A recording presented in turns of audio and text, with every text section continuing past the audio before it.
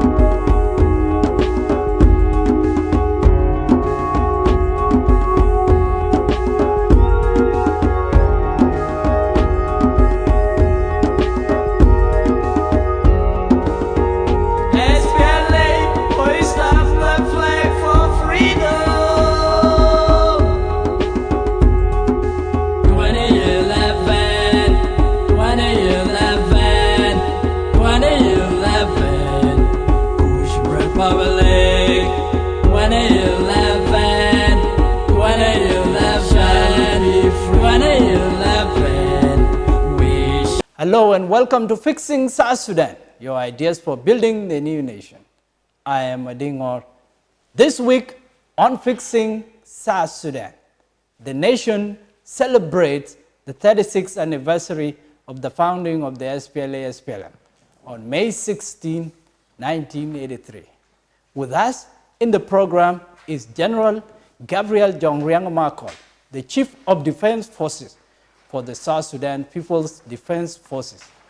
We have the distinct honor of welcoming him back to this program from his office in Bill Farm, SSPDF General Headquarters. It's our pleasure to have him right now to speak about this momentous occasion, 36-year anniversary. What does he say? He was there in the bush when the country was being liberated. Welcome to the program. How are you? Thank you again. So as the man in charge of the SSPDF, it was SPLA, now it's SSPDF. On this occasion, what do you have to say? A lot of memories. Yes, indeed. I would like to say on behalf of the SSPDF,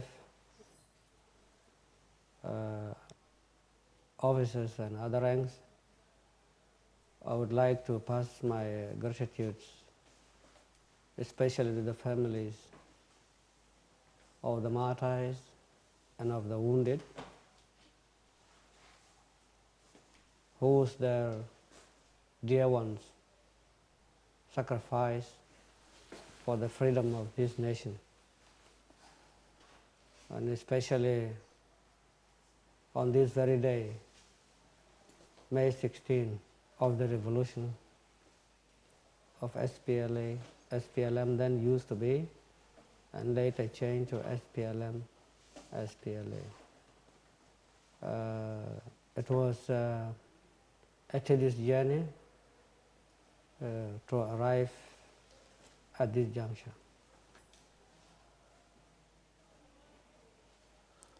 It was a journey, and then the arrival culminated with the independence of the country. And how do you feel remembering your fallen comrades and also people who are still alive and is steering the country to the next journey? Sometimes you feel bad when you remember your fallen heroes, your fallen comrades. And when seeing the amputee, the wounded, it felt a lot, and you can't imagine that one day, one time, you would reach this heavenly land called South Sudan. So it also reflects back the sufferings and all the odds and ordeals that many of us went through, but never try, never know. So it is not a regretful sacrifice, but fruitful to the people of South Sudan. The symbolism is great, and as the SSPDF, when we talk about SPLA Day, whom are you remembering? I can't remember, I cannot remember one person because there are so many fallen heroes and wounded comrades, and so you can't be specific, but always, often, we used to remember only the leadership who is the top leader of the liberation, Dr. John, on top of everyone who have died and who have sacrificed, dearly sacrificed for his people. And that is why he is always ahead of everyone, and like the way we also respect our leader, General Salva Kiir Mayardit, who is now the remaining founder member of the revolution, and all our respect and gratitude goes to him. And exactly a year ago, you were brought to this position. And what can you say a year in review? Looking back to the time when you took office, what can you say about your 1 year? Well, the top priority, as I said last time, was to achieve peace and implement the aspiration of the people of South Sudan to their expectation. We manage at the general headquarters and the defense as well.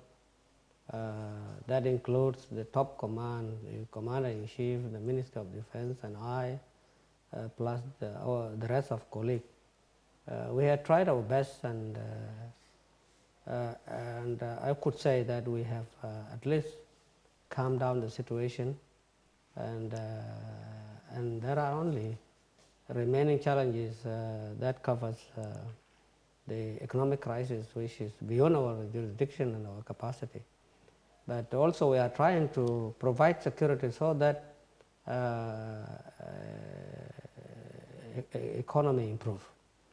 And a year ago, on what you said that you will try to make peace attractive, selling peace to the people, to all the corners of South Sudan. How successful has that been?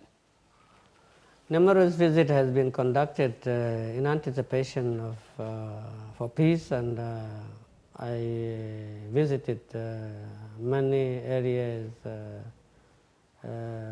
including especially IO areas at the onset of the implementation, and it was rapturous, welcoming, and accorded, and many people began to believe that peace was becoming a reality.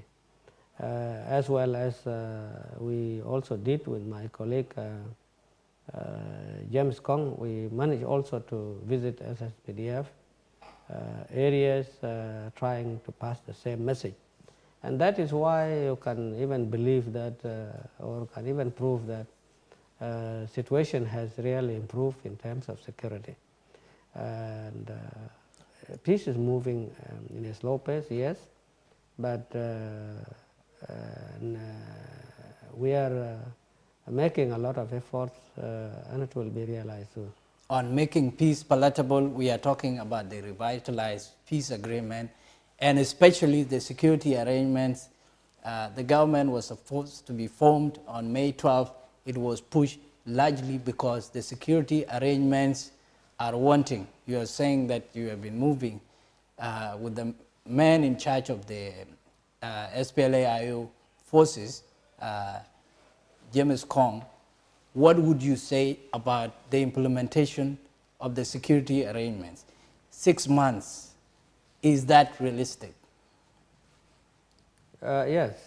In any negotiation, there are hurdles, and concession is almost imminent, which means you have to be flexible when negotiating any agreement. And we thought it was fully concluded in Khartoum and Addis. But nevertheless, later it was realized that there were a lot of loopholes in the agreement, and that could not be practically implemented. But a resolute concession need to be made, either by the higher echelon or the lower echelon. And that is why we also in the JDB try to be flexible and make a lot of compromises within our own discussion as the leading body. And also the political level need also to do the same so that we fix South Sudan in the right time, as you used to say. And so the leadership of this country is for peace, and that is why they accept the unilaterally declared extension and said, okay, let's go with it, since it is for in favor of the people of South Sudan. It is obligatory that we have to abide with and listen to the regional and the international community. It is not a bad idea. It was a bad idea to decide out of the agreement, but later it was welcomed by the leadership. How much progress have you made in terms of moving towards integrating the forces? What is your target? What are you supposed to do so that the government gets formed? Many attempts were made before the extension proposal or extension proposed by Riek Machar. We thought it wise that if we are to form the government on the 12th of May, then a unit should be formed. That would comprise of 700 men as a VIP protection unit. But it was not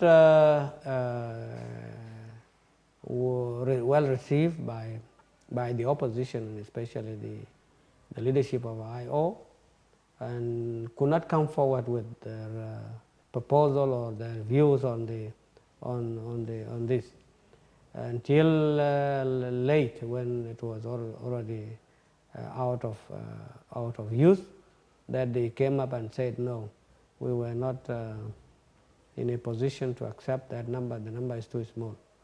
That was the first attempt. Also, we also agreed that 5,000 men would also be trained to protect Juba. That will be nestled around Juba, so that government is run smoothly without interference from outside. But also that one was not given a chance to start. And so many other proposals or agreements reached between the JDB members. Also, the SSPDF tried to intervene by sending some food items to Panyume, which was the pilot project. And in total, we decided to have 25 as first phase, 25 cantonment sites to be followed by another 15 later, in which Panyume was selected to be a pilot project in Equatoria. Another one would have been in Upper Nile and Bahar Ghazal. But all those could not be received and implemented as we decided. But Panyume has started and forces are there. And lastly, after the extension, we had a workshop, and workshop was conducted in Palm Africa, and we arrived to resolve one contentious issue, which was the ratio. In Addis, it was not spelled out. So we were wondering between doing what or sticking to the legality of the agreement. So we have to look for a legal approach and a mandate that would cut short the argument. So we look at the security arrangement, which is part 2, we could not get anything. Talking about percentages or ratio. And then there was another workshop conducted in Khartoum. Is there a resolution on the percentage? Yeah, this is what I'm trying to tell, because we had to go. There was not a immediate resolution. There was no article or provision in the agreement, and especially security arrangement. Is that resolved, or is it a sticking point? Still, but we have resolved it. We have resolved it that we have to concede as a government that we have to make it for what the new concept. After the extension, there was a new concept that is necessary unified force for the establishment of the government. On a 50-50 basis? On 50-50 basis. Then the second phase, that will be the whole general agreement, will be 55 for the government and 45 for the opposition. Same proportion will apply to the opposition. They will go and also divide that portion. And in both cases, 50-50 in first phase, and then in second phase according to the provision in chapter 1. We are speaking about making a unified army. Is there anything that gives you hope that at least if you do not finish the mission, you will start it so that there is confidence and the government gets formed? There are two. One is the agreement in Addis Ababa reject any further extension, one. The second is that the parties, both parties, and especially the JDB, is implementing the agreement in letter and spirit. So this gives us a lot of hope, and we are trying to mold through deliberation. And that is why things are very normal, because we know where we are heading to, and we hope that and promise that people should not get despair or lose hope that the situation will deteriorate and reverse back to square one. No, that one will not happen. Can you say something about your relationship with the head of the SPLA-IO forces, General James Kong, famously called CDR? It seems that you have been taking a lot of risks together and moving comfortably. That is a positive indication. Well, my relations with him is not a personal relation as such, but it is also the agreement that said so.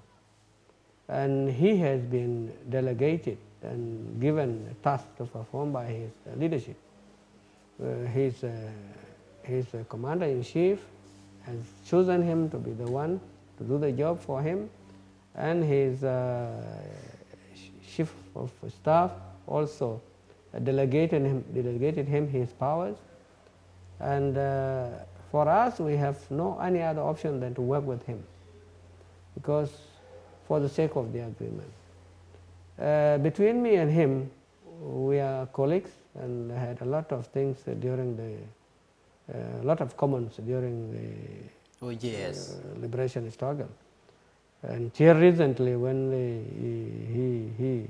he joined the other side, he was my officer commanding Division 4, and I was his commander. And we have a lot of things to share between us, but there is nothing secret between us. But we have social relations and also the work relation. The army has the primary mandate of protecting the territorial integrity of this country. What can you say about the state of the security around the country? Is there an active rebellion? Is the security situation normal as we celebrate this anniversary?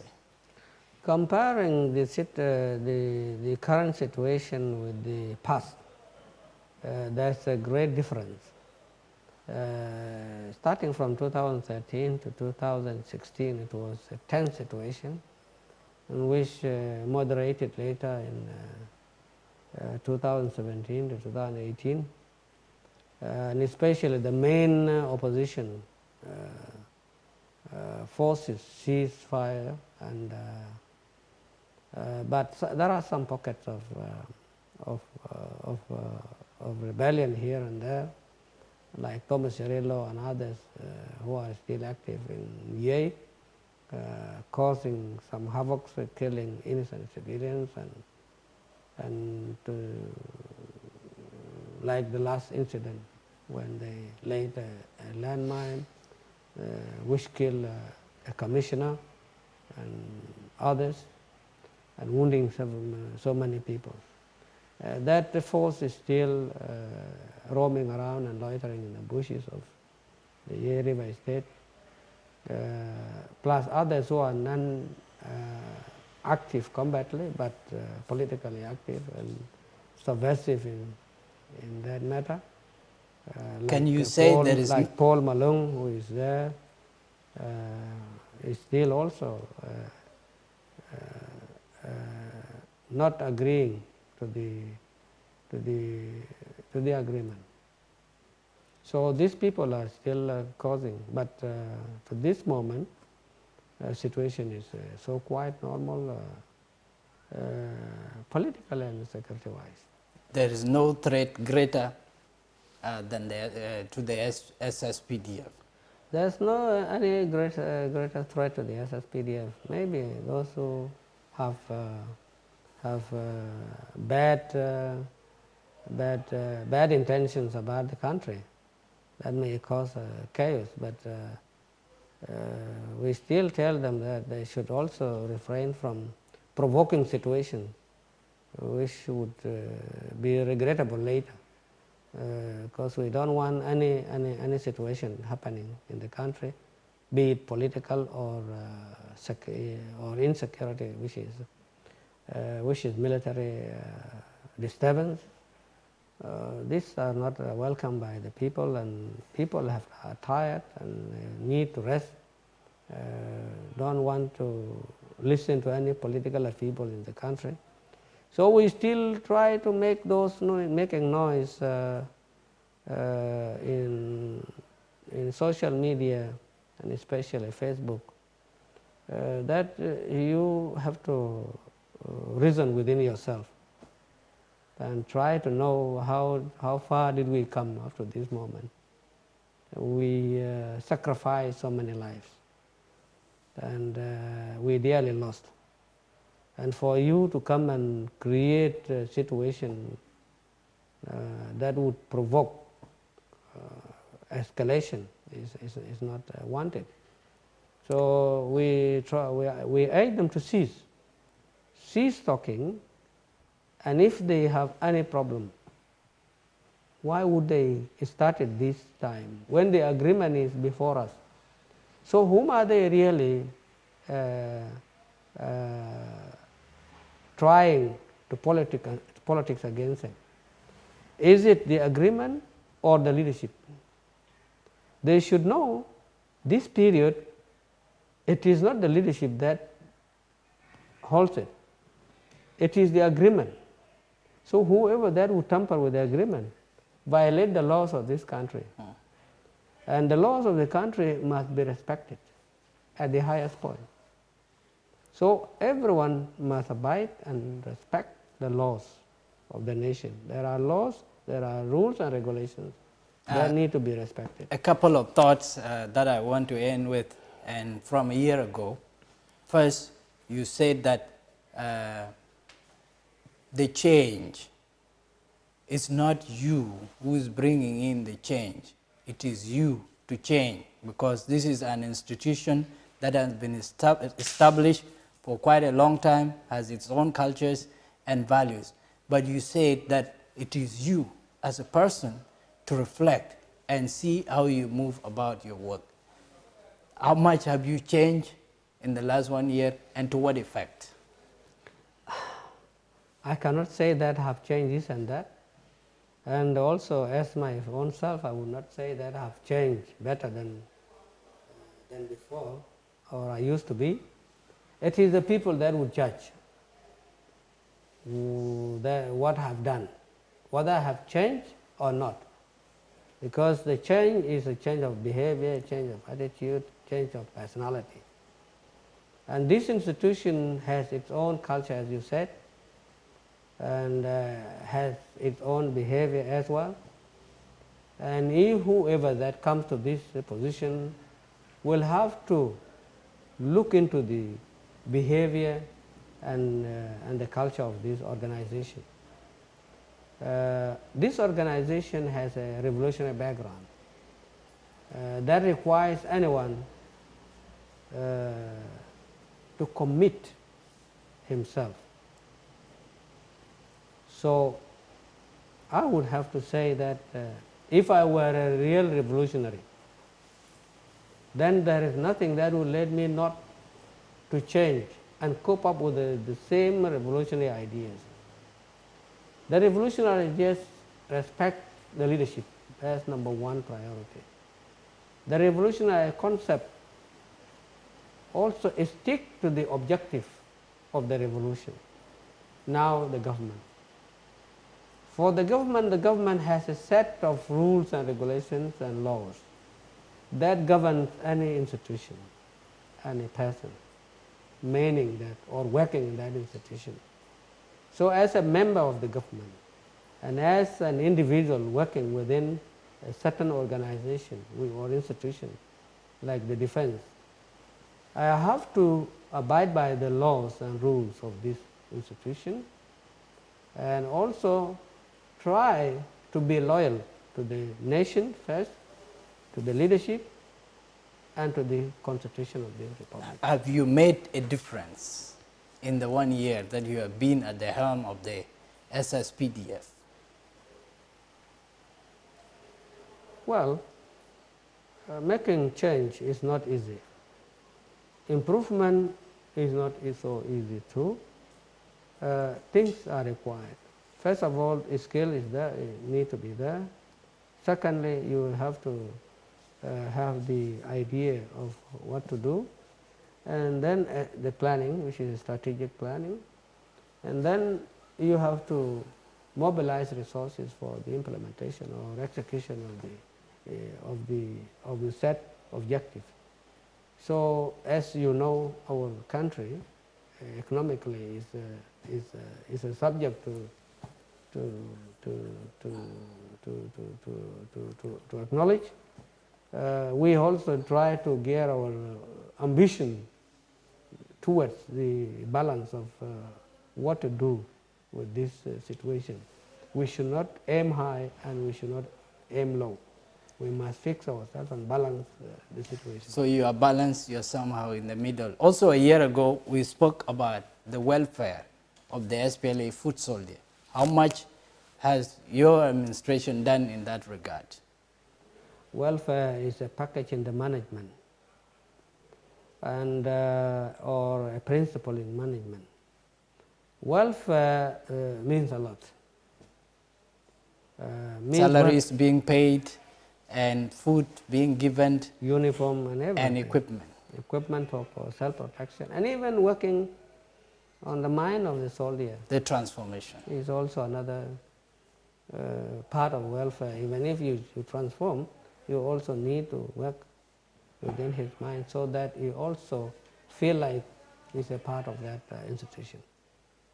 So is there anything that has changed from a year ago? Two things. I told you that I cannot be able to describe it and say that I had done this or this one has been achieved or has changed.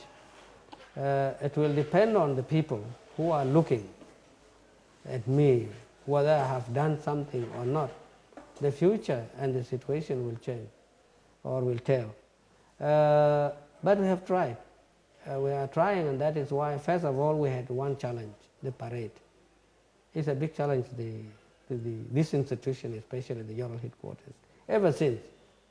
And we are trying, each time a new chief comes, he would also try to bring it to the actual, to the accurate standard or accurate parade. But many failures and many hurdles befall it. And, but recently we tried to make it through a biometric system in which many were sent, people were sent to go, many committees or several committees were sent to go and exactly do the job for the general headquarters. And information are gathered, and the people of South Sudan and the leadership especially would get surprised soon of the result. And if we manage to do that, that is the key start of the change. In conclusion, 36 years anniversary and your own story as a foot soldier then in the SPLA War of Liberation, what is one incident you keep remembering as you remember every year about your comrades and how hard the bush life was?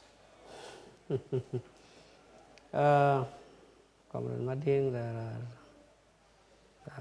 you cannot cite one single event. But I would start with from the beginning to the last, the first and the last. On the 17th November 1983, as a foot soldier here, we attacked Malwalgao, and I've seen a lot of lives being lost. We were together with our commander, His Excellency the President. He was the one commanding us, and we lost so many people. But we were so vigorous and determined to do something. And that was the first battle, which we always call the Great Battle. That was the first.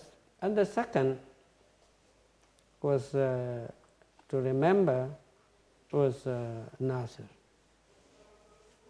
It took us a lot of time. We also lost immensely. In summary, you say that you will not forget about your experiences. Yes, but we were very determined. And one word, when late chairman sent Commander Salfa to Nasser before his arrival, we went together with him. I accompanied him and escorted him to the point. And he stood and said, "These people are just at the doorstep. It's either something to push them out and they go, or something to push them in and sit permanently." That was his word during that operation. And I smiled a lot because we were not even feeling any threat. And later, he was the one who to conclude. He was given the task, in which I was also part of the task. And I did my part successfully, honoring him, because he himself had been my best friend all along. And we try to look after each other. So he had done his part throughout the period. And my part also is to pay back and do my part for him as our leader. The last was the loss of our comrade Din Warabek, and that was on the 10th, on the 6th October in 2002 in Torit, and that one was really a great loss to us, and that was the final battle. And but he did not die for, as others also, in vain. He did his part, and we are proud of that, though painful. we are still proud of their work. They had made us people today, people that are raising their flag, singing song of the freedom, and with joy. So this country is upholding everyone in unity, and that is why all of us are here in South Sudan. That's a perfect way of ending our interview. General Gabriel Jongriak, thank you for being on Fixing South Sudan. Thanks a lot. Thank you very much. Thanks a lot. Okay.